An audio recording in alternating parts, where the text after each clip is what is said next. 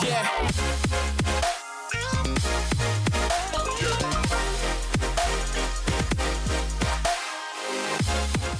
so probably not a typical way to start up slides, right, from this picture. Actually, this picture was taken 1 year ago, and we just finished our fundings, and we already gathered our team all together. And here's our Chief Strategy Officer playing mandolina, and it actually represents a lot in what alias we have this picture, as I was thinking before preparing for this speech, and and I understood that we're wearing here astronaut costumes, and so these costumes represents that actually by that time many people didn't believe that we will achieve things which we achieved later on. So Lympo started, as already mentioned, from a blockchain technology which empowers people all over the world. It's not centralized. And so we started this company, only 6 people, only actually 3, and then 3 more joined, and successfully raised over 10 million euros by that time, so luckily for us. But we understood that huge responsibility came to those money. So despite that we had sleepless nights and those a lot of work, a lot of pressure by that time when we were raising fundings, we understood that after all, we have even more responsibility for our communities all over the world, which they have to trust us that our roadmaps we actually established for 2018, we have to finish them, we have to achieve those things. And as in that previous picture, those astronaut costumes, not everyone believed in us. And even in our team, someone was doubting. But then we had to do that, and we did it. So the first extreme partnership we actually got was the top tennis player, Caroline Wozniacki. She is number 3 currently, tennis player in the world. But by that time, she was number 2. And actually, she was named as Forbes the most influential sportswoman in the world. And that made a huge success for us, as people started to relate the small Lithuanian company to huge brands, right? So it's not anymore a small Lithuanian company. Something really big here, something extraordinarily coming. And we had a conference in Monaco. Here you can see in the first picture. And later on, we have a 2-year partnership with her, which we have different activities and different marketing strategies, which users starting to trust us, basically. And that's really, really important in this case, to establish yourself to right partnerships, not to think small, but to think really big in this case.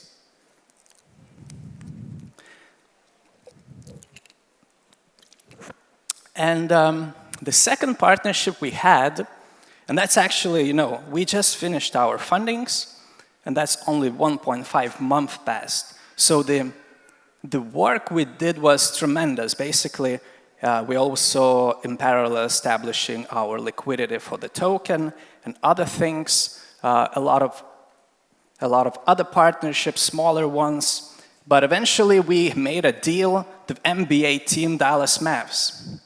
And those who doesn't know, so Dallas Mavs owner is well-known billionaire in USA, Cuban. So that was actually done on purpose, obviously. But we made a deal with a company, the Dallas Mavs itself, with an idea that one day we will rebrand their training facility to Lympo training facility, and we did that. And as you can see, here is a well-known basketball star, Dirk Nowitzki, the Lympo branding, a small Lithuanian startup, which started just half year from that moment. And we were able also to sell later on tickets on our app. And here is a game, Warriors against Mavs. So a lot of exposure in USA, a lot of trust from our users. A lot of trust. And they just basically thought that Lympo is something huge, changing the lives over here, right? Something different. So after that, things started to have attraction. And many companies called, and many other comes along. As, for example, even ex-Prime Minister of Estonia, he decided to become Lympo team member and become an ambassador of Lympo because he started too to believe in the mission we have over here, in the vision we have over here. And also we made a pretty cool partnership with Animoca Brands, which actually represents more or less blockchain, but was one of the biggest brands in 2017. Oxygen is the biggest magazine in the US, sports woman magazine. So things started to get traction and people started to actually becoming crazy about Lympo as they were so passionate, not only us, since we had our vision and goals, but also those communities all over the world, from South Korea to Japan, Italy, France, and you name it, basically everyone. And they started to offer us, to help us, even for free, and companies started to call us and asking maybe they would like to cooperate with Lympo. So we were not anymore that small Athenian startup, and that was our goal, to see things big. And of course, obviously, we got a lot of exposure on different medias, such as Forbes and CNN Sports News, and below, well, this is Runner World, which is the biggest media for running communities, as Lympo represents sports and wellness. And as I was mentioning before, so those communities, those international communities, those regular people, as they already trusted Lympo, as they already believed in our mission, as we believed, first of all, ourselves in that, so they were offering us help, and even free help. And here's just a few examples, as for example, our Chinese community decided to make a football match, and they exposed that football match to Beijing community, and we got even more tractions, even more people know about Lympo. The same as here in Turkey, this guy actually, he called me and he said, you know what, I'm working in 10 years in a IT sector, and I'm one of the leading managers over there. So I know a lot of executive people in Turkey, maybe we should organize something over there. I said, yeah, sure. And he did it again for free. I mean, that's the passion was driven to those communities. We somehow did that. We somehow made that those communities believed in us. And I will answer probably later how I did that, in my opinion, especially. So, despite many things were already done, and here we're talking about approximately 5-month period only of Lympo existence. 5-month period, so the speed was super high. We actually worked day and night despite the fundings we already had, and while other companies sometimes they're taking vacations after they raise the money, right, and chilling around. So for us was not a case. We did even more things, and my colleagues wouldn't let me fly here. But we knew that our main responsibility, our main target was yet not achieved. And our main target by that time, our main goal, was to introduce Limpo App. So, well, here is a Limpo mock-up, which is actually the app which is running right now. It's currently available in USA and growing super fast at this moment. Also Lithuania and South Korea. So what Lympo does, Lympo helps people to motivate themselves by giving away, by organizing different challenges. They can finish those challenges, then they getting Lim tokens in return.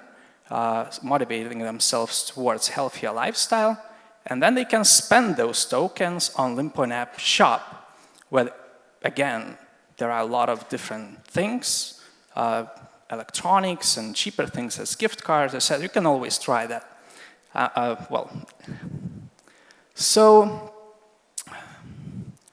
But by this time, we didn't have yet Limpo App, and we had probably only 2 months to start developing it. It's practically impossible sometimes, as that is not a simple app, as that's blockchain-based app, and we had to do a lot of different things around.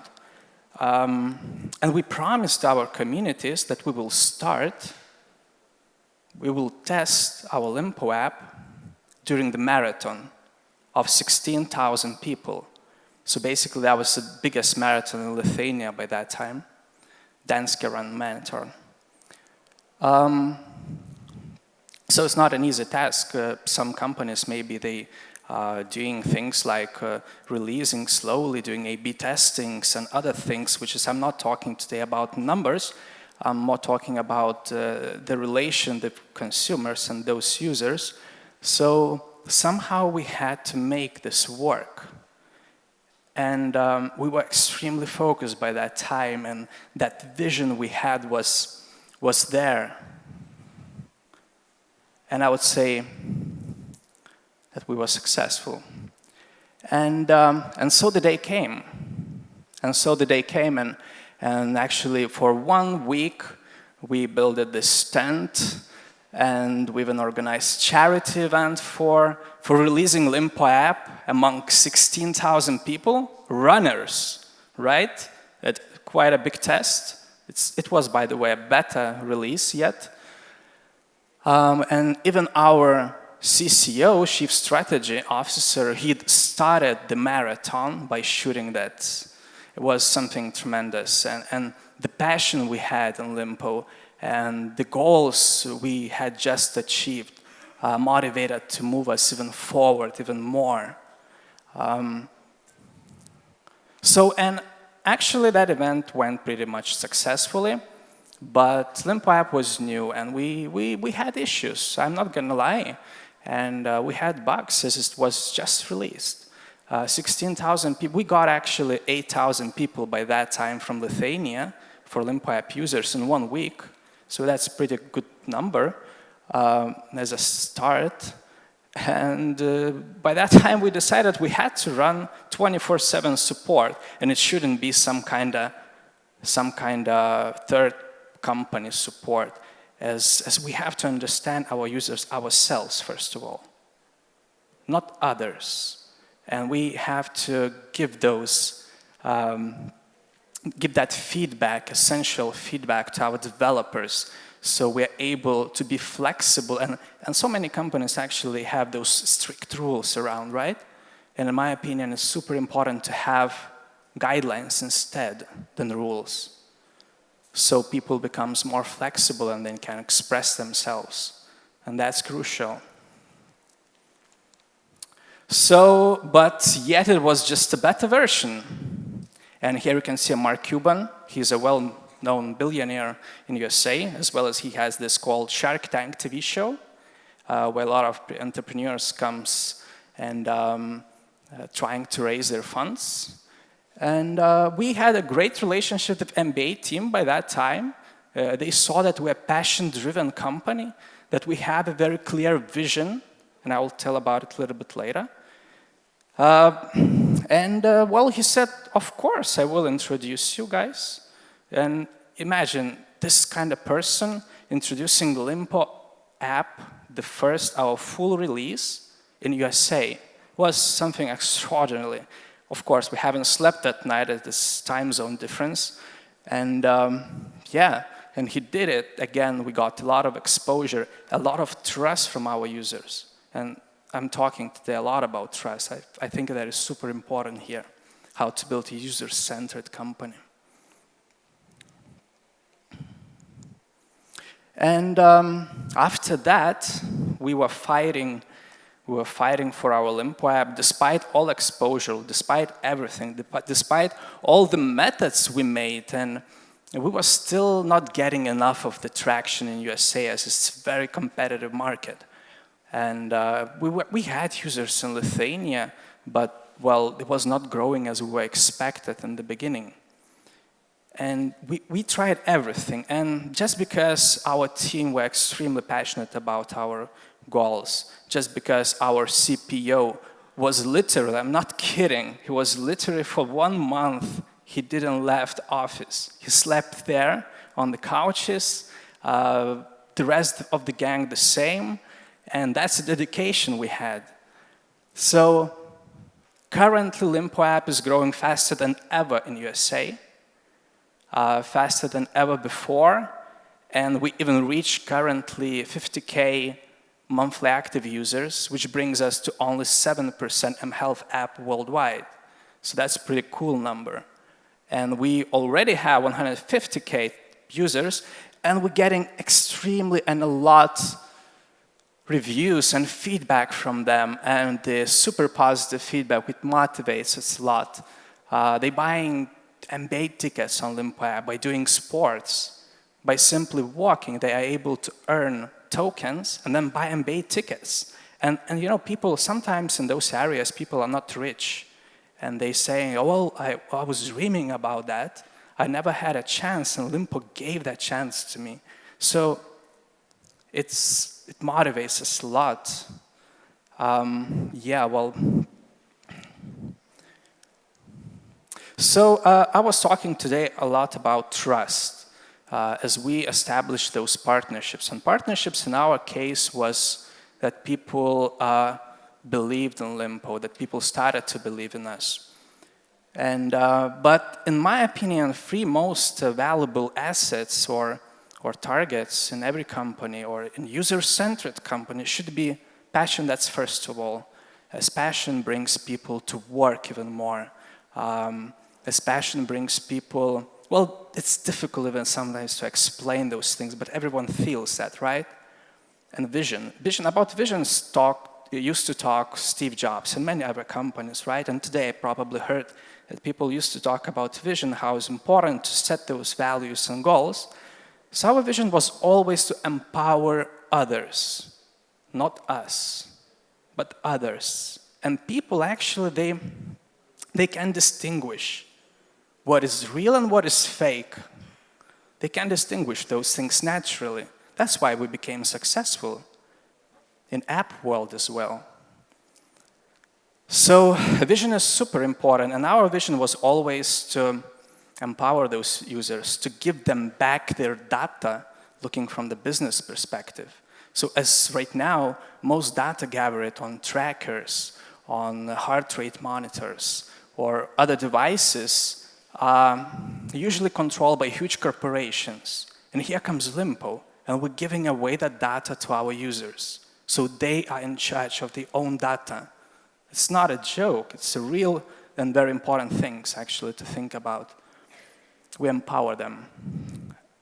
And they can choose, actually, and we believe that in the future, Lympo users could come, for example, to the doctor and say at least, well, here is my data, I would give you willingly, and he could say that, well, maybe you have some issues with that and this, and you can fix those issues by doing this and that, right? So that's the vision we have in gyms and a lot of other aspects where actually those users are able to use their own asset themselves.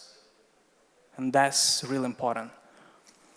So, but despite everything I just mentioned, I believe that the most important thing is not even vision. Well, vision is super important, but not many companies talks about culture. But what is culture then? But it's hard to describe, right?